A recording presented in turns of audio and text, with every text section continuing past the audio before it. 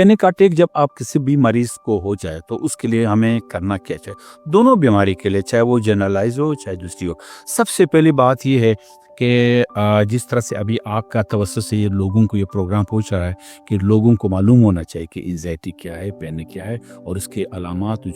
तो जिस तरह से हम लोग खाना का तरीका सीखते हैं, जिस तरह हम नमाज सीखते हैं, जिस तरह से हम दुआ सीखते हैं, इसी तरह हम लोगों को कहते हैं कि आप बीमारियों के मुतलिक भी इंफॉर्मेशन हमेशा से लेते जाएं, ताकि आने वाले वक्त में आप या आपके आसपास कोई बीमारी हो जाए तो आप उसको रिकग्नाइज करने में आसानी होती है, उसको एडमिट करने में भी आसानी होती है। जब वो रिकग्नाइज हो जाए कि हाँ यार, जो मैंने किसी दिन पढ़ा था ये चीज़ें मुझ में आ गई, या मेरा भाई में, या मेरे रिश्तेदार में, या मेरे दोस्त में, तो उसको आपको पहचानने में आसानी होती है। जिस तरह आप जल्दी पहचान ले तो उसको एडमिट करना भी होता है कि वाकई अगर मेरे भाई को हो सकता है, बाबा को हो सकता है, चाचा को हो सकता है, दोस्त को हो सकता है, तो मुझे भी हो सकता है।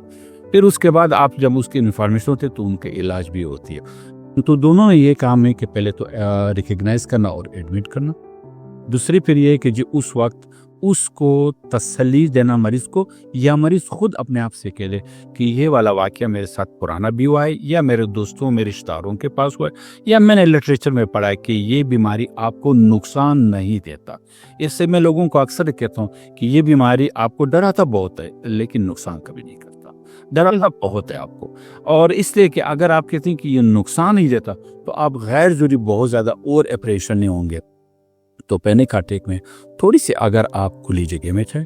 आराम जाए, किसी कुर्सी किसी चीज़ पे आराम से बैठे, अपने सांस पे अपना रफ्तार देखे कि मैं सांस ज़्यादा तो नहीं ले रहा हूँ, क्योंकि एंजाइटी में या घबराहट में इंसान सांस बहुत ज़्यादा लेता है, उसकी बॉडी बहुत कंट्रैक्ट होती है। तो आप जिस्म को रिलैक्स छोड़ दें और आप सांस आराम से मामूल के मुताबिक ले लें, और अपने जहन को किसी खुशगवार वाक़े पे रख लें। फुटबॉल हो, क्रिकेट हो, माँ बाप हो, मज़हब हो, दोस्त हो, इबादत हो, या आप रिसाइटेशन कर ले, जो तस्बीह है वो पढ़े, अल्लाह ऊपर पढ़े, सुबहान अल्लाह या अल्हम्दुलिल्लाह 3-3-4 दफ़ा, तो आपका जहन जब थोड़ी सी डाइवर्ट हो जाएगा तो आपकी जो ओवर ऑपरेशन बॉडी का है, बॉडी में सब कुछ तेज़ हो जाता है, सांस बहुत तेज़ हो जाती है, ट्रिमर्स बहुत होते हैं, तो वो काम डाउन हो जाते हैं।